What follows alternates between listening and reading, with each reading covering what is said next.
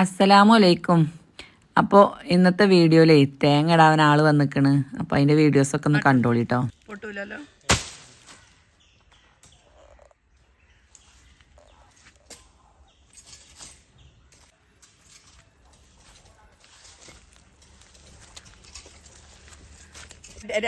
മറ്റേത്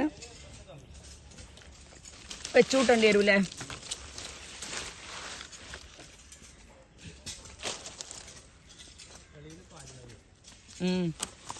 നാളത്തെ നല്ല സാറേനു. അപ്പോൾ 2 തെങ്ങുപൂക്കൽ നമ്മൾ ഇടിയിച്ചിട്ടുണ്ട്. അതിൽ ഒന്ന് കുറച്ച് മൂത്തതാണ്. ഇത് വെട്ടി അരിഞ്ഞ് വേവിച്ചാനില്ല കേട്ടോ. മറ്റേ നമുക്ക് അരിഞ്ഞ് അരച്ച് കൂട്ടാനും പറ്റും. പിന്നെ ഇതാ അടുത്ത പരിപാടി നമ്മൾ ഇത് പിന്നെ മുളപ്പിച്ചാൻ വെച്ചാണ് കേട്ടോ. രാഗി കഴുകി വെള്ളത്തിലിട്ടിട്ട് പിന്നെ അത് ഊറ്റി വെക്കുക. കുറേ ആൾക്കാർ ചോദിച്ചു എങ്ങനെ നിങ്ങൾ റാഗി മുളപ്പിച്ചലെന്ന്. വെള്ളത്തിലിട്ട് പുതിർത്തിയിട്ട് അത് ഊറ്റി വെച്ചാൽ നേരം വെളുക്കുമ്പോഴത്തേന് ഇങ്ങനെ ചെറുതായിട്ട് മുളക്കലടത്തും. പിന്നെ വൈകുന്നേരം ആകുമ്പോഴത്തേന് നല്ലോണം മുള വരും. പിറ്റേന്ന് നേരം ആകുമ്പോഴത്തേന് നല്ല നേരം മുള ഉണ്ടാവും കേട്ടോ. ഇങ്ങനെ ഊറ്റി വെക്കും വേണം. അതിൻ്റെ മേലെ ഒരു മുണ്ട് നനച്ചിടും വേണം കേട്ടോ. ആ മുണ്ട് നനച്ചിട്ടിൻ്റെ വീഡിയോ ഉണ്ടായിരുന്നു. അത് ഇതിൽ തിരഞ്ഞിട്ട് കാണാനില്ല. കുറച്ച് ദിവസം മുമ്പ് എടുത്ത് വെച്ച വീഡിയോ ആണ്. ഡിലീറ്റായി പോയോന്നാവോ. അപ്പോൾ ഇങ്ങനെയാണ് ഊറ്റി വെക്കുക. പിന്നെ ഇതാ ഈ സാധനങ്ങളൊക്കെ നമുക്ക് ഇതിലേക്ക് കഴുകി ഉണക്കാനുള്ളതാണ്. പിന്നെ എള്ളുണ്ട്, നവരരി ഉണ്ട്, പിന്നെ അതേപോലെ തന്നെ ഇത് തെനയാണ്. കണ്ടില്ലേ? അതേപോലെ ഇതൊക്കെ കഴുകി ഉണക്കി വൃത്തിയാക്കി കാണാൻ കേട്ടോ. പിന്നെ അതാ സൂചിഗോതമ്പുണ്ട്. ഇതൊക്കെ ഉണക്കി കല്ലും മുള്ളൊക്കെ കളഞ്ഞ് ഉണക്കി വെക്കണം. എന്താ വെച്ചാൽ ഇനിയിപ്പോൾ മഴയല്ലേ വരുന്നത്. അപ്പോൾ കുറച്ച് തോനെ കൊടുങ്ങാണ്ട് ഒക്കെ പിന്നെ കഴുകി വൃത്തിയാക്കിങ്ങാണ്ട് നമുക്ക് വിറകണിക്ക് ഇങ്ങനെ എടുക്കാമല്ലോ.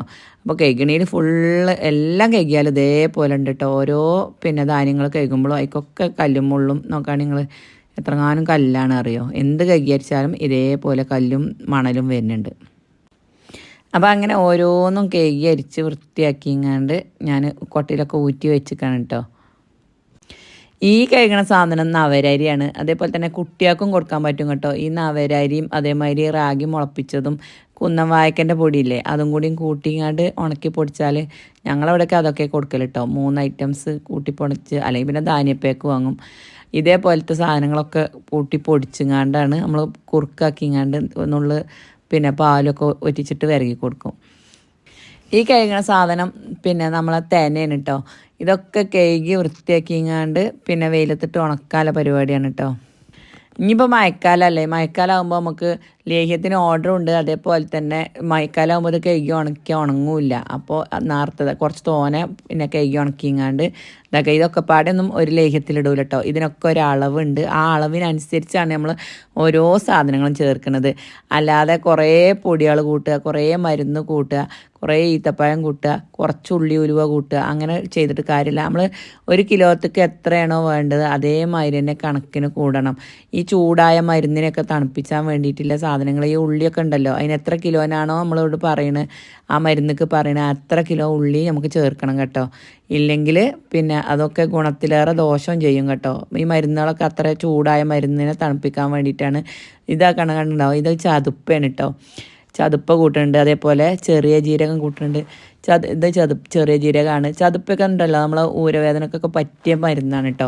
പിന്നെ അതാ കൂവപ്പൊടി, നമ്മളെ ഫ്രഷ് നാടിൻ്റെ വീട്ടിലുണ്ടാക്കുന്ന കൂവപ്പൊടി, നിലക്കടല, പിന്നെ നമ്മൾ ആട് ചെമ്പിലായിക്കണം കേട്ടോ. നോക്കുകയാണെങ്കിൽ ആടിൻ്റെ എല്ലാതും കിട്ടിയിരിക്കണം. എല്ലാ എല്ലും ഊരിയും വാര്യലും നട്ടെല്ലും എല്ലാ കൈയും കാലും ഒക്കെ കൂടിയാണ് കേട്ടോ. ഇതൊക്കെ നമ്മളെ ശരീരത്തേക്ക് നല്ലതാണ്. നമ്മളെ പിന്നെ ജോയിൻറ്റുകൾ കൂടിയുള്ള വേദനക്കും അതേപോലെ തന്നെ നമ്മളെ എല്ലുകൾക്കൊരു ബലം കിട്ടാനും ഒരു പവർ കിട്ടാനും അതേമാതിരി തന്നെ നമ്മളെ വിറ്റാമിൻ്റെ കുറവിനൊക്കെ ഇത് പറ്റും കേട്ടോ. ഒരു 35 വയസ്സ് കഴിഞ്ഞാൽ നമുക്ക് എന്തെങ്കിലുമൊക്കെ ഒരു വേദനയും കടച്ചിലും കുത്തലും പറഞ്ഞിട്ട് ഒരാരോഗ്യം ഇല്ലാത്ത ഇതുണ്ടാവും. അതേപോലെ കുറച്ച് മുമ്പ് പ്രസവിച്ചേക്കാൻ നമുക്ക് കുറേ പിന്നെ വിറ്റാമിൻ സാധനങ്ങളൊക്കെ കിട്ടും. പിന്നെ ഒരു പ്രസവമൊക്കെ നിർത്തി കഴിഞ്ഞ് കുറച്ച് കാലം കഴിഞ്ഞാൽ നമുക്ക് പെണ്ണുങ്ങൾക്കാണെങ്കിലും ഒന്നും ഉണ്ടാവില്ലല്ലോ. അപ്പോൾ ആ സമയത്തൊക്കെ ഇങ്ങനത്തെ ഓരോ ബോട്ടിലൊക്കെ ഇടയ്ക്ക് ഓരോന്ന് വാങ്ങി തിന്നാൽ നമ്മളെ ശരീരത്തേക്ക് നല്ലതാണ് കേട്ടോ. പിന്നെ ആടിൻ്റെ സൂപ്പ് നമ്മൾ കഴുകിങ്ങാണ്ട് വൃത്തിയാക്കിങ്ങാണ്ട് അടുപ്പത്ത് വെച്ചതാണിത്. നല്ലോണം തിളപ്പിച്ചിട്ടുണ്ട് കേട്ടോ. ഇത് 2-3 ദിവസം ഇങ്ങനെ അടുപ്പത്ത് വെക്കൽ തന്നെയാണ്. തിളപ്പിച്ച് അതിൻ്റെ എല്ലാ എല്ലിൻ്റെ ഉള്ളിൽ നിന്നും എല്ലാതും ഒലിച്ച് നമ്മൾ ഈ വെള്ളത്തേക്ക് കിട്ടണം. എന്നിട്ട് ആ വെള്ളമാണ് നമ്മളിതിൽ ഒഴിച്ചു കൊടുക്കുക കേട്ടോ. അതേപോലെ തന്നെ പിന്നെ അടുത്ത് തീമക്കാൻ നിൽക്കുന്നത് നമ്മളെ കഷായത്തിൻ്റെ കുടുക്കയാണ് കേട്ടോ. കഷായം അതേപോലെ തന്നെ നല്ല നാടി കഷായം ധാന്യന്തരം കഷായം എന്നൊക്കെ പറഞ്ഞിട്ട് ഒരുപാട് കഷായം ഉണ്ട്. ആ കഷായത്തിക്കും തന്നെ നമ്മൾ പിന്നെ ഒരുപാട് ഐറ്റംസ് കഴുകി വൃത്തിയാക്കിങ്ങാണ്ട് മരുന്നുകൾ നമ്മളേക്ക് കൂട്ടിങ്ങാണ്ടാണ് കേട്ടോ തീമക്കുക. ഇതാണ് തീമച്ചാലും തന്നെ 2-3 ദിവസം തിളച്ച് ഒരു കറുത്ത വെള്ളമായി കിട്ടും. ആ വെള്ളമാണ് പിന്നെ നമ്മളിതീക്ക് ഒഴിച്ചു കൊടുക്കുക കേട്ടോ. ഈ ലേഹ്യത്തേക്ക് ആടിൻ്റെ സൂപ്പും അതേപോലെ തന്നെ ഈ കഷായത്തിൻ്റെ വെള്ളം. അപ്പോൾ ഇതിൻ്റെയൊക്കെ പണി നടന്നുകൊണ്ടിരിക്കുകയാണ്. അപ്പോൾ പാർട്ട് 2 ആയിട്ട് വരണ്ട കേട്ടോ.